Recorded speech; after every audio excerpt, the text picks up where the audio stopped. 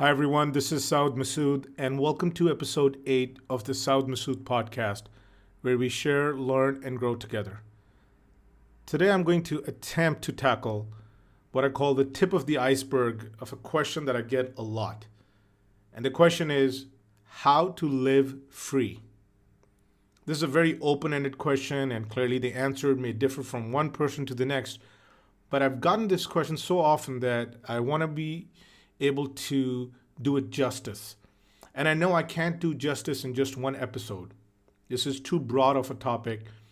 So in this episode, consider this episode as a baseline where we just sort of set the premise, we set the stage, and we start the discussion around how to live a free life. So first of all, I think it's best to start at the definition of what freedom means to us. Is it lack of obligations, not having to take care of kids or parents, or is it not living with parents? Is that freedom? Is it being financially free? I'm sure most of us would, or almost all of us would want that. What about social freedom?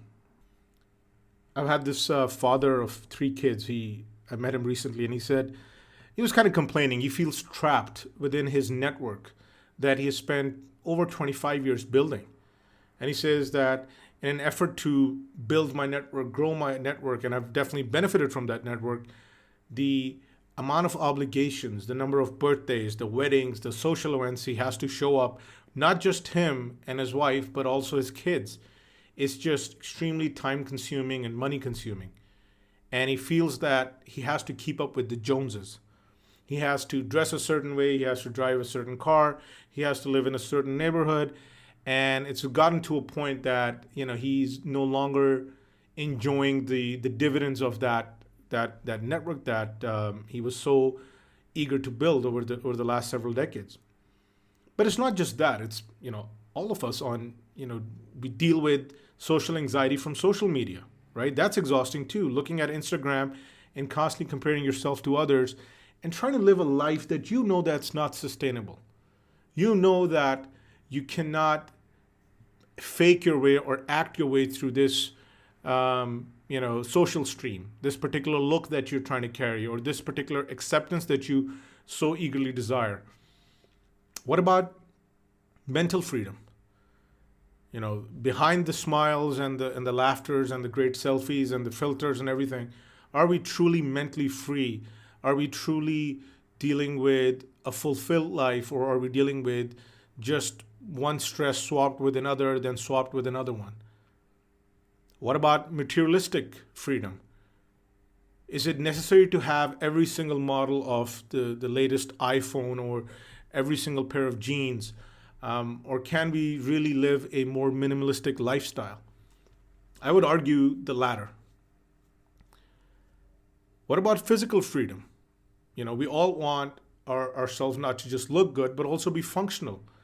We also want to be able to play with our kids and just be active and energetic throughout the day and not dependent on supplements and pills and whatnot. And I've dealt with this myself, losing weight, gaining weight, and not really being able to fully free myself from that, or at least reach the point where I think that, now I'm in a place where I just have to maintain. It's always a struggle. But I do it for health reasons. I do it because I want a better quality of life for myself. And God forbid, there are people out there who clearly have illnesses or are terminal in so many cases. And that type of, lack of freedom is obviously very restrictive. And then there's some people, and I would include myself in this as well, which is, they want philosophical freedom. Are they really free philosophically? And for example, there's a quote by this novelist Ralph Ellison, and he says that when I discover who I am, I'll be free. And I think that process of self-discovery is so important to so many of us. And I find that more and more people are sort of intuitively leaning towards this inner journey of finding who they are, what their purpose is. And I would kind of put myself in that category for sure, because I am, I don't want to be 70 plus years of age and not really having a sense for my purpose, having a sense for what am I here for, and what could have I done, should have I done, and so on and so forth, right? Now, the question is, if I define what freedom is to me, then what do I do with it, right? And I like what the late Jim Morrison, the vocalist from Doors, the band, he said that expose yourself to your deepest fear. After that, fear has no power. And the fear of freedom shrinks and vanishes. You are free. And this is what I want to discuss specifically as one step to liberating yourself, is that we carry this fear and we want to be free, but then we are afraid of freedom, right? And we are afraid of whatever's on the other side of freedom.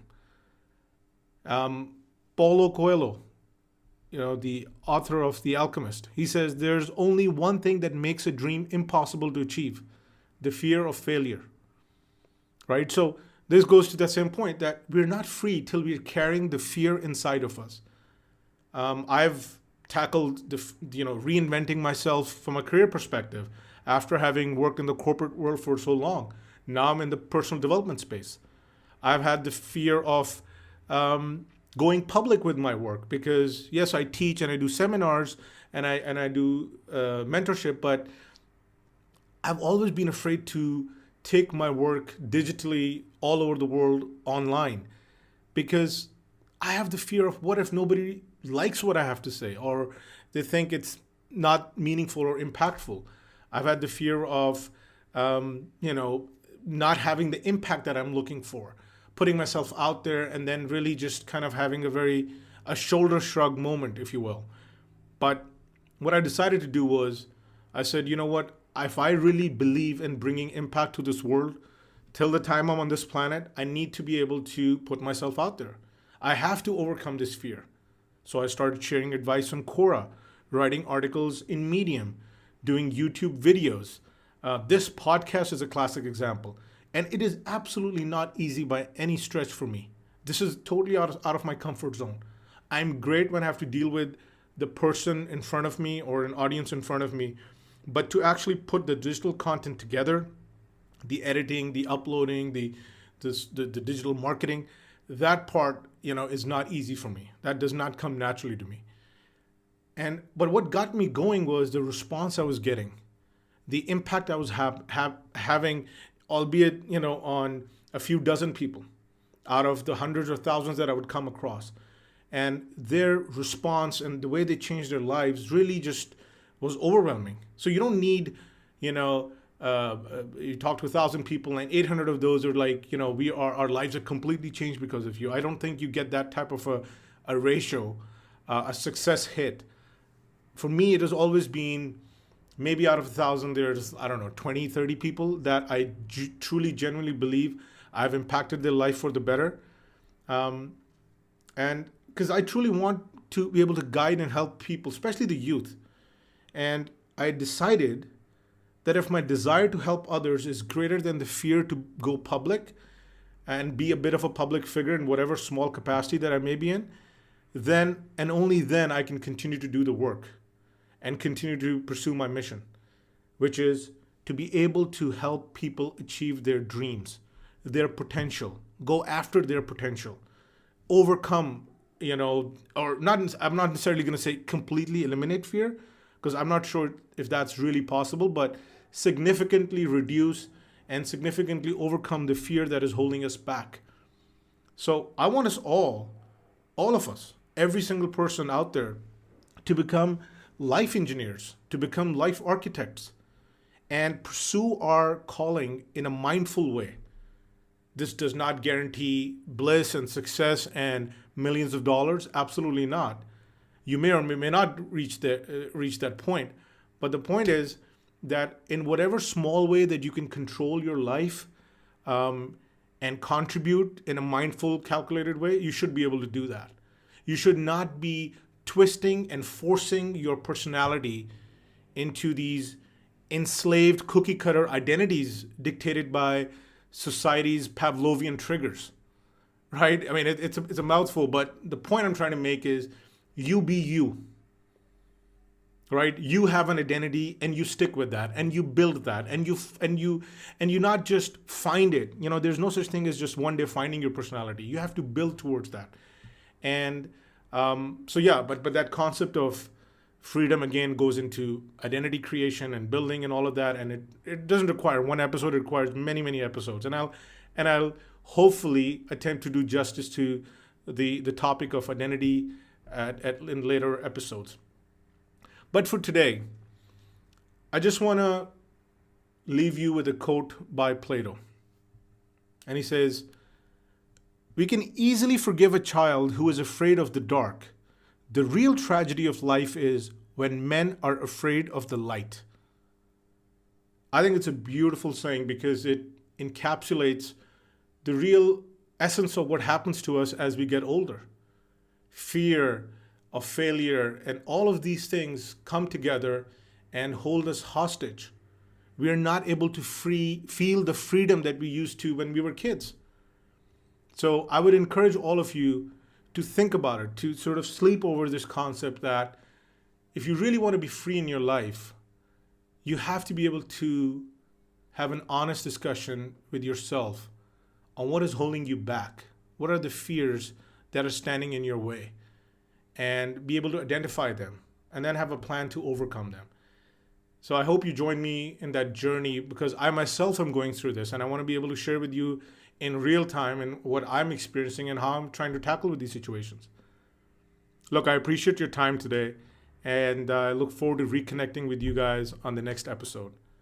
Thank you very much and take care. Bye.